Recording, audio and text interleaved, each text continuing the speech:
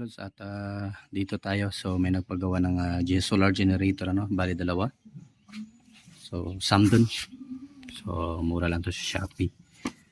So wala nga lang battery, so yun 1000 watts 12 volts, ano. So yan yung mga compatibility niya na battery: lead acid gel type, LiPo4 lithium battery, yung ano, no, 3.7 ata yan minimin battery. Itong LiPo4 3.2. So ito yung specification niya. Oops, hindi ikot. Wait lang. So ito yung specification niya: 1000 watts to 20 volt 60 Hz, battery input 12 volts, easy charger mode, so 145 to 275 volt 60 Hz, ano. Easy output 220 60 Hz, easy charging, max PV RE input or 120 volt, ano, MPPT voltage, range 15 to 80 volts, number of string 1, max PV charge current 60 ampere, max PV RE 840 watts. So mataas, yung iba 600 watts lang, 550. So ito maganda, Samdon. So sisilipin natin ang loob nito kasi bubuhin natin to ngayon. Wala tong battery, no, kapag binibili mo. So ito yung sa likod niya. Ito yung output sa likod, may dalawang blower.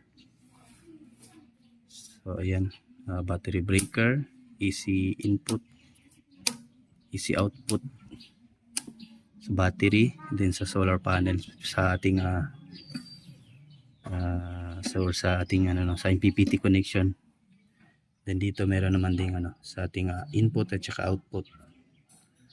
Meron din siyang universal outlet, no. So easy output, max 10 ampere. So iyan, ito yung battery natin, Calb, no, Calb battery na 3.2 volt 200 ampere. So ito yung balancer natin. Yung BMS andun pa, binili pa. So hindi naka-order si sir ng BMS. Kala niya ito ang BMS, balancer lang. So meron naman tayong panglagay dito. Bago lalabas dito yung kuryente or dito, ay dadaan mo na dito sa ating voltage protector. So ayan. At, so labor lang tayo dito mga Luzano. So nakilala tayo ni sir. So gusto niya bumuo para sa farm to gagamitin. So labor lang yung siningil natin dito. So ayan. So ito, open muna natin. So bago natin ito simulan mga Luzano, ay baka hindi ka pa nakasubscribe dyan, ay pa-subscribe na po. At pakihit na notification bell at ilagay sa all para laging updated. So ayun mga Luzano, open na natin. So ito yung laman ni Samdon. So ito yung main power board niya, no. At control board nandito na din. So ayan. Maganda siya, 1000 watts, pero kompleto yung transistor niya dito, lahat. So ayan, ayos. And then toroidal to siya mga lods, ano. So dito sa kabila yung transformer niya. Ayan. So ito yung controller niya. Kaya pala kayang-kaya yung 800 watts. Ang laki pala ng nito, kung yung controller. Ayos, ang ganda. So ito yung ipitan ng kanyang battery. So tignan natin kung magkakasya yung Calb, ano, kung ipit pa ba natin. Ayos. Laking tulong nito sa mga yung mga walang ilaw. So ito, continue lang tayo mga lods. Testing natin yung Calb natin kung magkasya.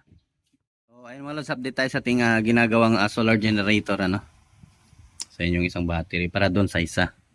So dito na tayo sa bahay gumawa kasi nga mahirap doon. So ayan, top balance muna. So pinag-isa ko muna yung mga kasi nga may bumaba yung voltahe, hindi balance. And then dito naman ay ito yung sa isa, ito balance to. So tiga 3.3 volts. So ito yung natin din, ipipress natin to kasi prismatic yung battery natin, 100 Ah, no, 3.2 volts. And then ito yung kanyang BMS na natin, order natin, dumating na, nag-iisa sila. Pwede na to sa ano, sa mga bukid ano. So gamit na gamit talaga ang ganitong inverter. So lalagyan din natin to yung ano no para hindi ma-short or masunog yung ano natin. So kunin natin.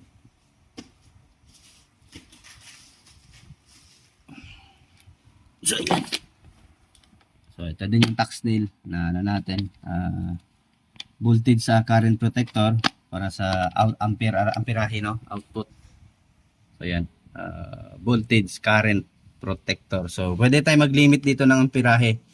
So ang gagawin nyo lang, kung kahit hindi generator mga loads, kung meron kayong inverter sa bahay ninyo, so ayan nag-chat si sir. So kung may kung may inverter din kayo naka-set up sa bahay ninyo, so yung, kung ilang watts po yung ano, ilang watts po yung ano ninyo, yung kanyang inverter. Kunyari ito, sana yung ano nito, wala pala yung label sa ano. Kunyari ito nasa 1,200 watts ata to, 1,200 watts. So i-divide nyo lang po yung sa 220 ay yun na yung lalabas na ampere. So yun lang yung ano nyo, wag nyo lang isagad. So basta ipapakita ko na lang sa inyo mamaya yung setup natin. Kung ilang ampere yung i-set natin dito bago siya mag protect kapag nag-overload ka or lumalagpas ka sa amperahe ng iyong inverter. So ayan. So kakaiba din si Sam dun. Maganda rin yung ano niya, malalaki yung capacitor niya. Yung sa mga snadi at isnat hindi ganito, maliliit dalawa. So ayan. Ayos, ganda rin. Ito yung kanyang MPPT. Laki yung MPPT nito mga lods, 800 watts panel yung kaya niyang dalhin. So ayan. Toroidal. Then yung balancer, ito yung gagamitin natin balancer. 6 ampere na balancer para malakas mag-balance ano. So lagay lang natin yan dyan mamaya. So or dito na lang siguro mamaya kasi iipit natin to. Then yung BMS natin, kung saan natin pwede isuksok dito na siguro mamaya. Kung kasya siya. Then wawiring lang natin ano.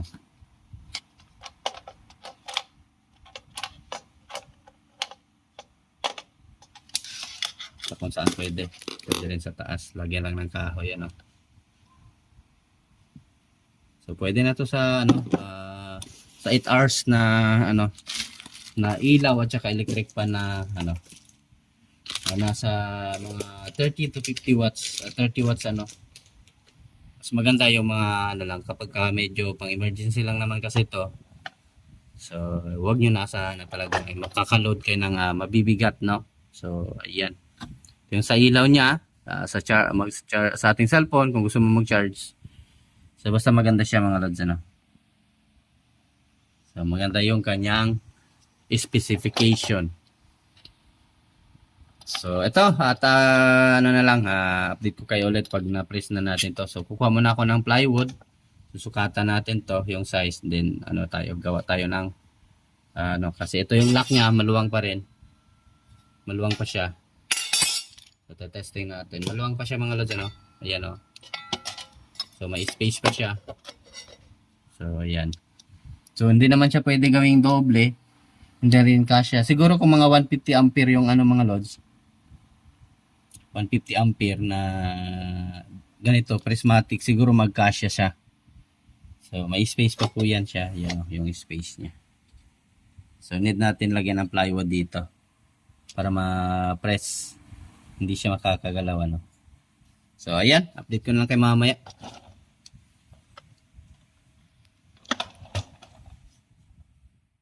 Mga lods, tayo update tayo. So may plywood na tayo pang press ano. Gagamitin natin to pang press. I-press natin para hindi magbublot yung ating battery. Kasi nga prismatic yung battery natin. So manipis lang na plywood sa baba para hindi lang mag-contact sa metal to. Para iwas no. Para secure din yung battery natin. So lalagyan dito sa side. Ganyan. And then sa taas din ano. So, wala tayong bus bar, kaya ang ginawa ko tube, copper tube yung binili ko. So ginawa ko lang siyang flat. So yung ano no, di media na copper tube. So So susukatan natin, bubutasan na lang natin. So may pambutas naman tayo. Ito. So para sa screw. So ayan. At ready na. Pipinturahan ko pala ito ng kulay black para ano naman, maganda tignan. So ayan, continue lang tayo mga lods.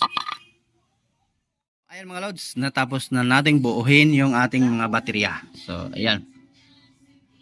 LiPo4 battery natin. Prismatic. So ayan, naka 12 volts na tayo. So ito na yung BMS natin. So binutas na natin para magkasya dito. Yun oh. So ito na yung balancer natin. So ito dito tayo mag-resolve lang tayo dito ng wire para sa ating itong sa balancer natin at saka sa ating BMS. Para wala tayong connector, so mas maganda na yung resolve para mas matibay. Dikit talaga. So lagyan natin ito ng plywood dito para dikitan kung saan natin idikit itong ating BMS. So para maganda, no. So ayan, at bubuuhin na natin to. Hindi ko na lang i-video. So, yung sa mga expert dyan, alam na nila to. So basta yun lang yung gagawin. Bili ng ganito sa Shopee. So mura lang naman to. Generator 12,000 lang ata to mga lods. And then pas bili ka ng ganito, so may generator ka na. So 100 AH na 12 volts. So ito, nagbili din tayo ng tape na yung strong tape to, no, para suporta sa ating para hindi talaga mag-bloat yung ating battery. So yung isa. Ito, at nang matapos na natin to. So ayan mga lods, update tayo. At ito, yung isa natapos natin. So may problema yung inverter. So kinontak natin yung supplier. So ayun, at magpapadala sila ng ganitong board, buong board. So okay na yung umilaw na yung ilaw niya. Yung sa ating controller, solar controller, yung dito sa kabila na side yun. So okay na. Yun nga lang, walang ayaw gumana ng inverter. So ito naman, dito turo ko sa inyo mga lods para kung ano yung technique.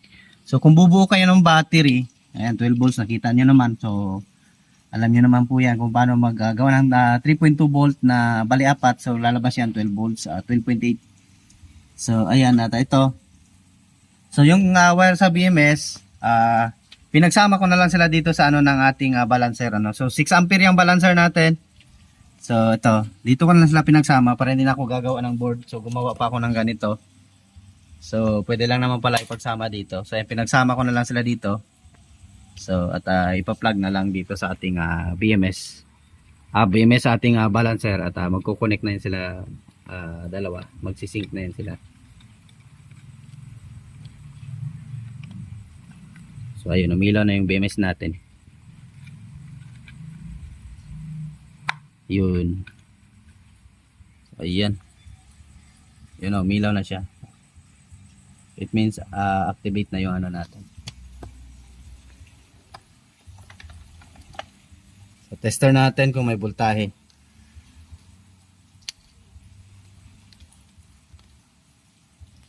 So ganyan lang pag magbubuo mga lods, bubuo. Bubuo. So ito, natin muna. So ito sa ating BMS. So meron na tayong 13.2. So ayan. So ayan, at pinunturahan ko yung natin, yung box natin, di ba? Ang ganda, parang factory made lang din. Ayun yung sa kabila. Iyon So yun, na-repeat na yung wire diyan.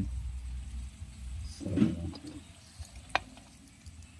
yan, press na press talaga yan. So nilak ko pa dito sa ating pinaka frame para hindi talaga gagalaw.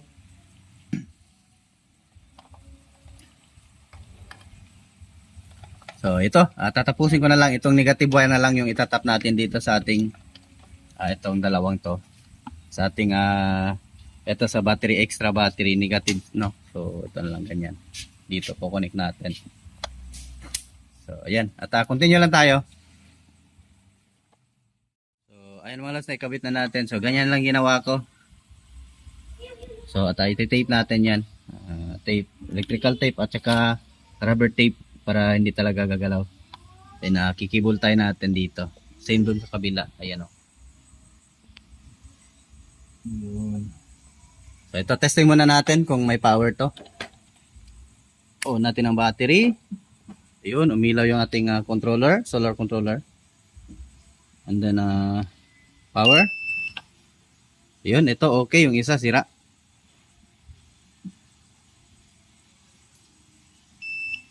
Yun oh. So itong isa ayaw, ayan. May problema. So ayaw mag-on, naka-alarm lang siya. Naka-fault. Umilaw yung fault niya. Ayun, nagbi-beeping. Ingay.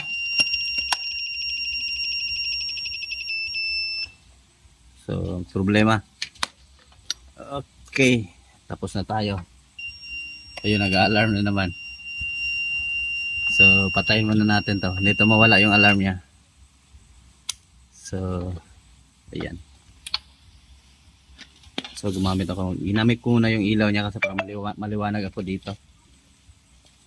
So, itong isa meron na 220 output. So, antayin ko na lang yung sa isa, yung buong board ipapadala nila para matapos na din natin yung isa. So, ayan. So, ito, ayusin ko muna.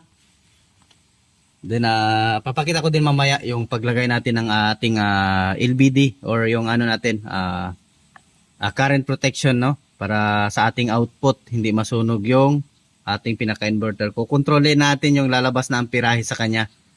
So, ayan.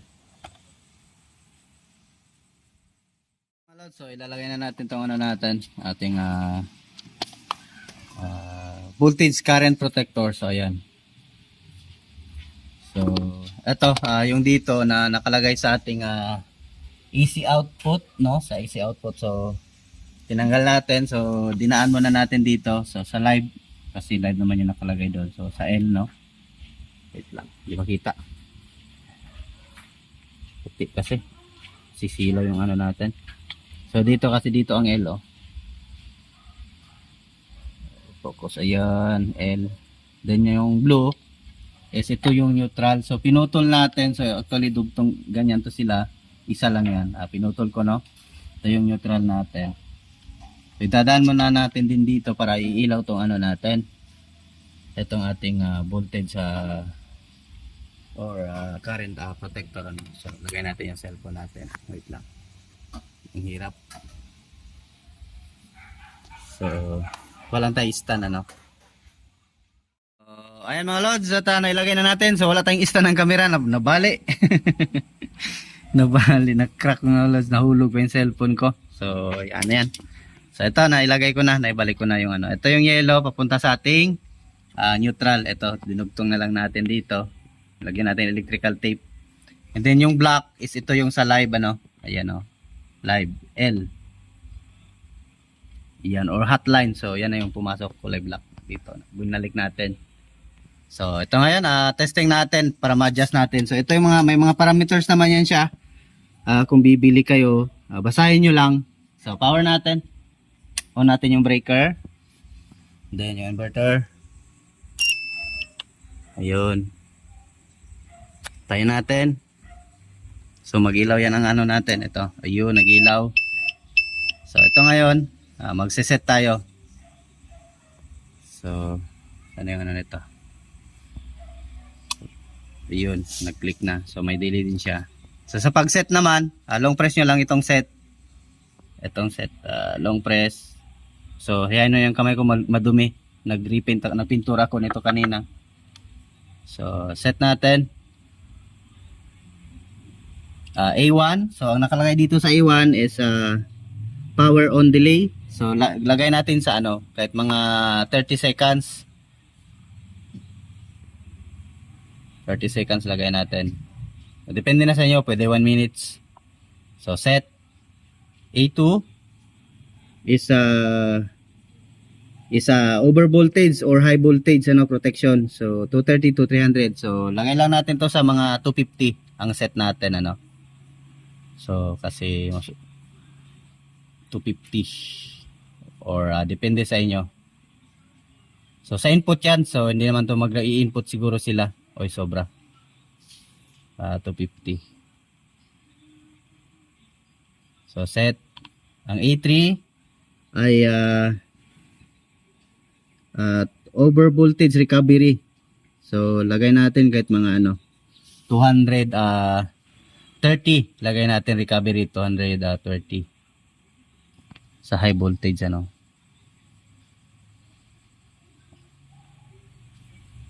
So ayan at 230 ba? Tama ba tayo?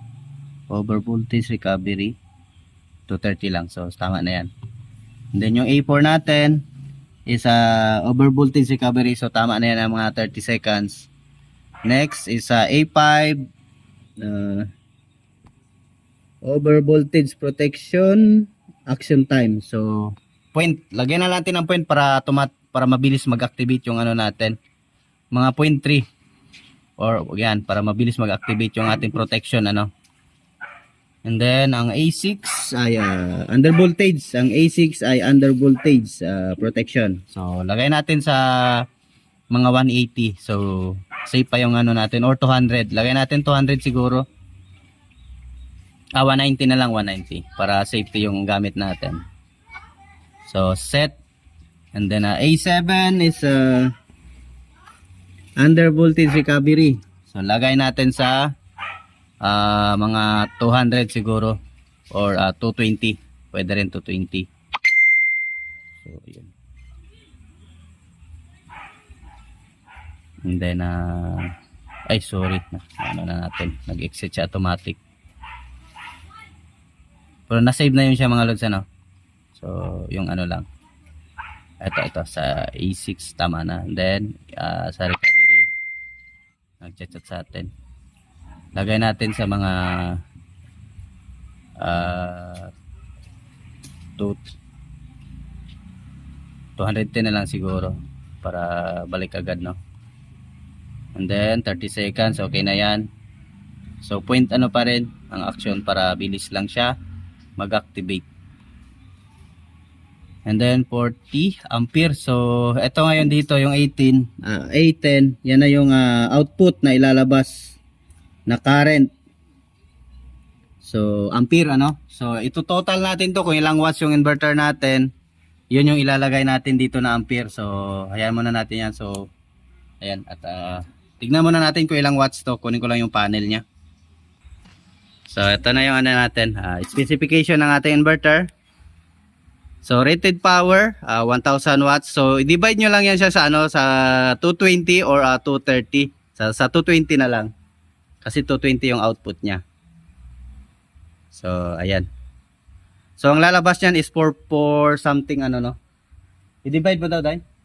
Yeah. 1000 watts tapos divide 220.